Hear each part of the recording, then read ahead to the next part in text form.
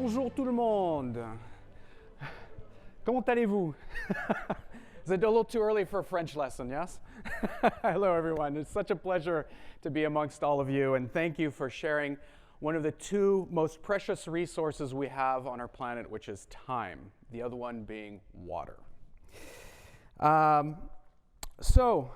As an addict of water, I hope we all are, it has been my pleasure to experience the planet from a very different angle.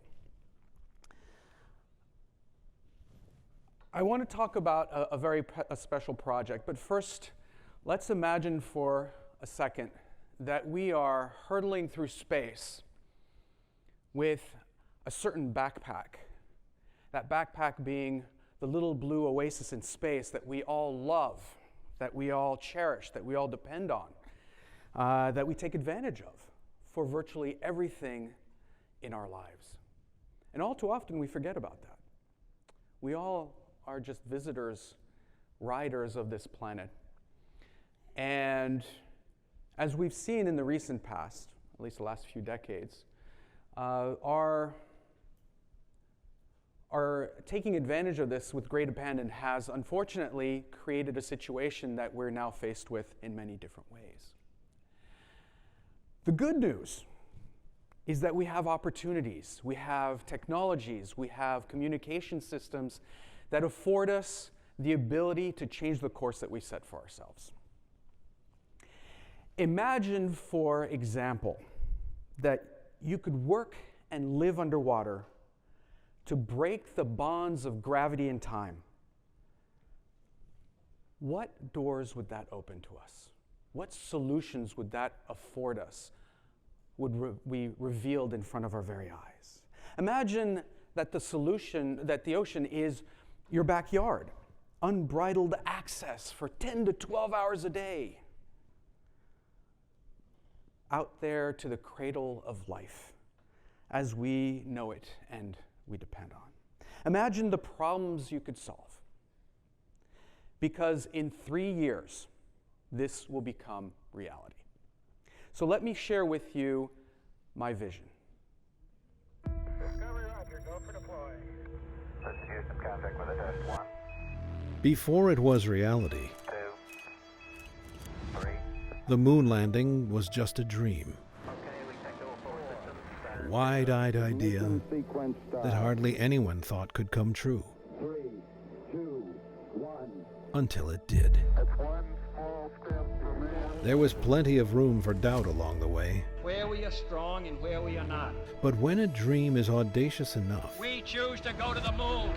nothing can vanquish it. They hold the key to our future on Earth. 50 years later, we're embarking on the next great mission, Go for deploy. led by aquanaut Fabien Couste.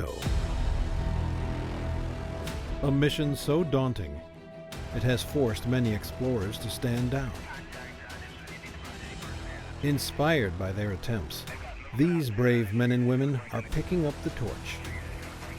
Meet the aquanauts, who dream to live and work deep below the ocean's surface.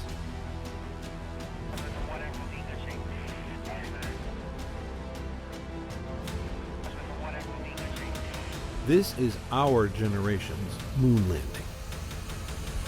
This is Proteus, the world's most advanced underwater station to accelerate the most pressing oceanic research. Together, we'll venture deeper into the place where life began,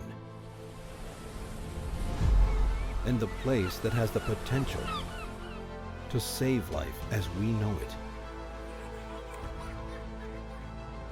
Because the research and knowledge that we will uncover down here will forever change the way generations of humans live up here. Let's make history while saving the future. Let's make history with Proteus.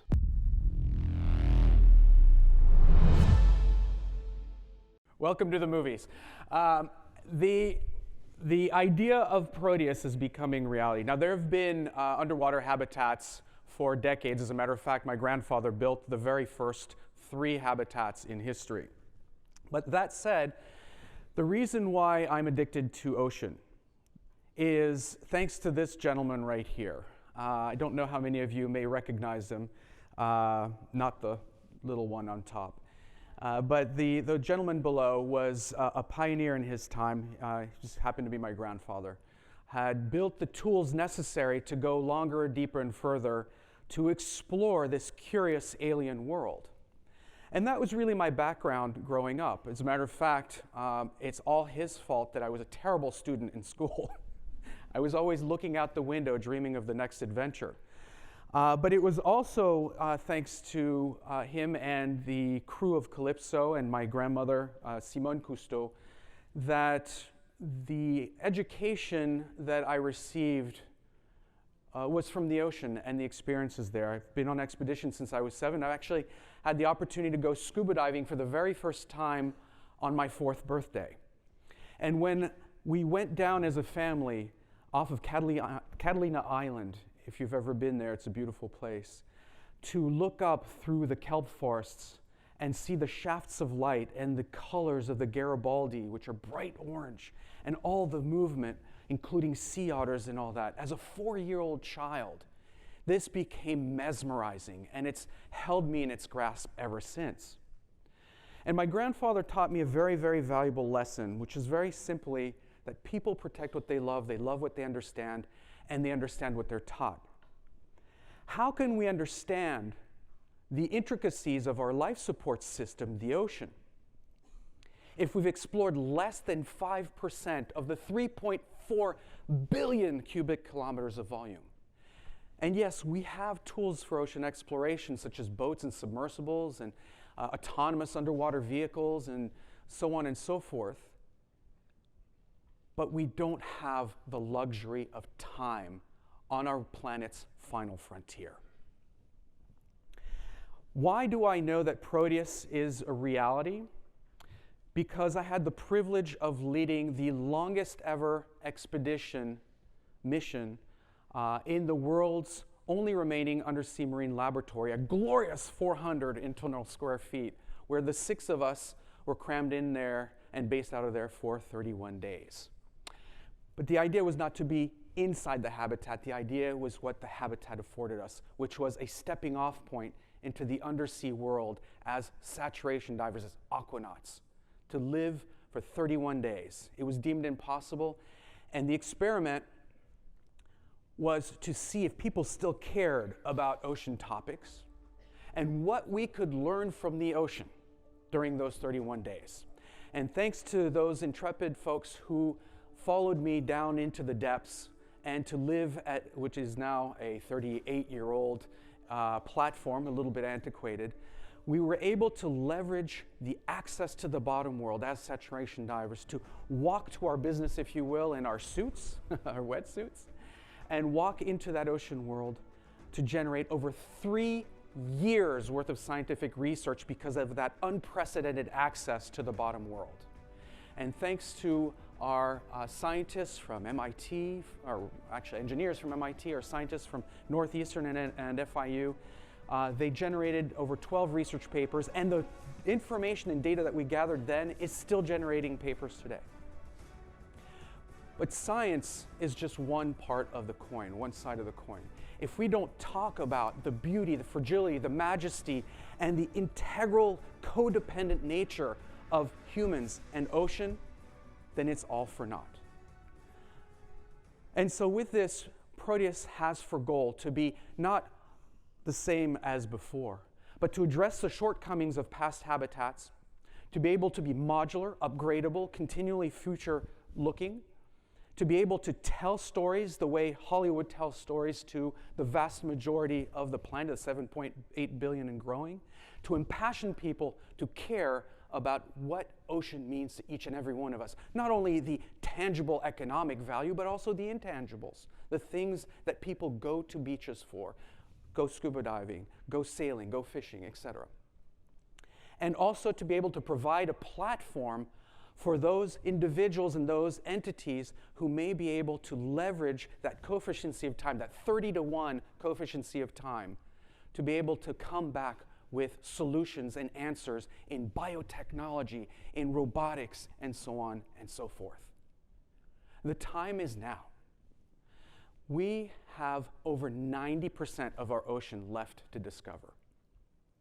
Virtually everything that we depend on depends on a healthy ocean. So how can we make better decisions in our government, in our private practices, and as individuals if we know nothing about what's going on out there below the blue veneer? It is quite literally the missing tool in the toolbox of ocean exploration and will complement all the other tools that we are currently using today. Imagine, for example, Jane Goodall and all her amazing work that she's done.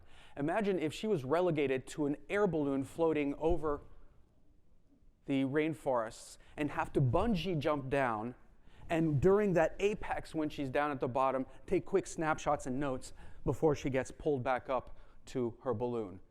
How much longer would it have taken for her to reach the conclusions that she has and to enlighten the world with what's going on behind the scenes? This is the same thing on a much larger scale and a much more alien scale in the ocean. We're looking at food systems. We're looking at biochemistry. This is quite literally Pandora's box waiting to be opened. And if we look at the uses for a platform like Proteus, we can accommodate things like payloads. We can accommodate individuals or groups, such as right here in this room, to be able to leverage that. I have to dance around NDAs, so excuse me if I hesitate a little bit. We are looking at food cycles, at renewable energies, at new biochemistries to keep pace with the challenges that we face. We're looking at bioactive compounds to be found in marine organisms. Imagine what we could do. I was talking last night to some of you about the things that have already been discovered in the medical field. For example, Prialt, which is a pain mitigator derived from cone snail venom. Who knew that cone snail venom could provide us a treatment that is 1,000 times more powerful than morphine without the opioid side effects? That's from the ocean. What about the deep water coral chemistry, the chemical chain that's now used in targeted chemotherapy, so that we can keep the patient healthier while treating the issues that human beings are faced with today? And that's just scratching the surface. Of course, I can talk about marine biology. Because we have yet 90% of the biodiversity that lives and thrives in the ocean that has yet to be discovered, imagine all the new species, the new techniques that we can learn from biomechanics, and so on and so forth. And of course, looking at technology, I'm a bit of a tech nerd myself, a little bit of a sci-fi geek. Imagine this as an anecdote to space exploration. Look at the recent disaster, economically speaking, of launching things into space without having thoroughly tested them in an extreme environment. How much of wasted money and billions of dollars that we could have saved by doing that underwater in simulated circumstances. Imagine how much safer the astronauts would be if they first trained as aquanauts. The ocean is our great barometer. It is quite literally what has tempered a lot of the extreme weather patterns. It is the basket of food that so many of us depend on, billions of people around the world, just to make a livelihood, and of course all of us who enjoy sea life at the bottom of the sea, sometimes on our plates. Please don't eat my subjects before I film them. The point of this is that this, especially here, it may be most poignant, is that if we don't understand the patterns that are going on in the ocean, we will never be able to make appropriate decisions to help save lives and infrastructure here on land. What's happening to the ocean is quite literally happening to us. And I unfortunately am saying this at a time here in Naples when if you go to the beach, you'll see the very real repercussions of human activity left unchecked and without the proper information and decision-making processes.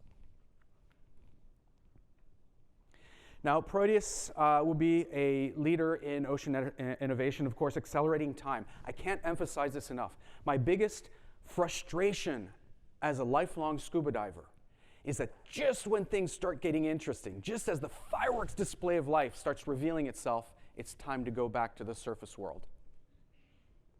Imagine if that was a chain that one can break.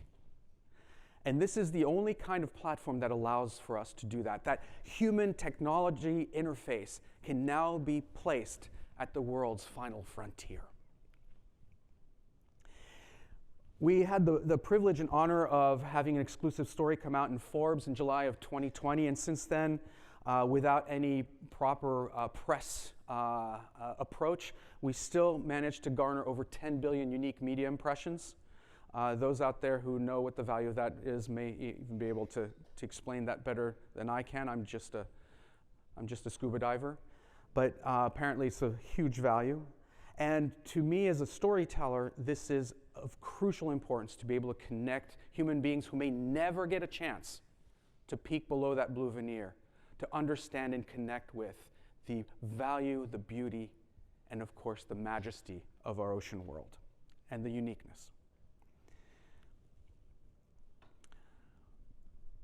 Now, we have for plan and have had made a lot of progress. Our first jurisdiction will be the island of Curacao, where we have agreements with the government and support from the government, private entities, and of course individuals who have a vested interest in this happening.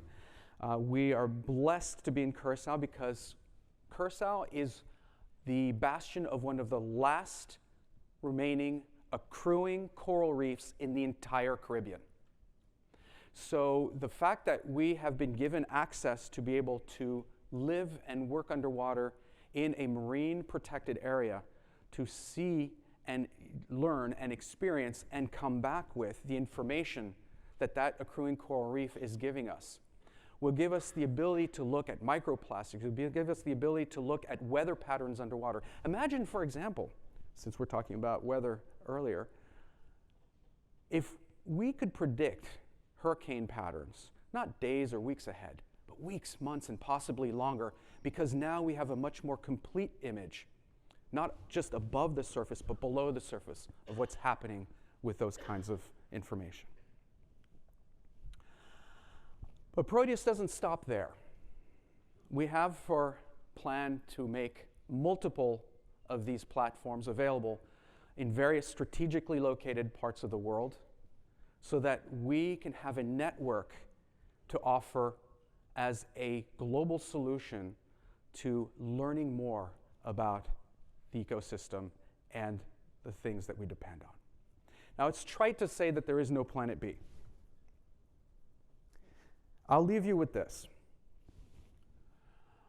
My grandfather once said that in order for us to survive for centuries and thousands of years, man has had to fight nature.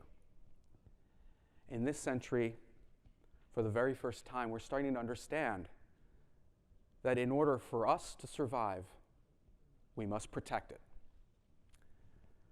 So it behooves us to look at our life support system as a natural resource bank account and to start living off the interest that it bears, to shepherd it as if our lives depend on it, because they do. And if we're to look at giving to our future generations what we've taken for granted, the tangibles that play into hospitality, that play into tourism, that play into our everyday lives and our farming practices and so on and so forth. And the intangibles, walking on the beach, breathing in that nice fresh breeze, going scuba diving, going fishing with your buddies, and just generally enjoying the well-being that the ocean provides us, including 70% of the oxygen that you breathe every single day, then we must protect it, we must learn from it, and we must evolve to live in symbiotic relationship with our life support system in this beautiful little oasis in space. And with that, merci, muchas gracias. Thank you all very much. Have a great conference.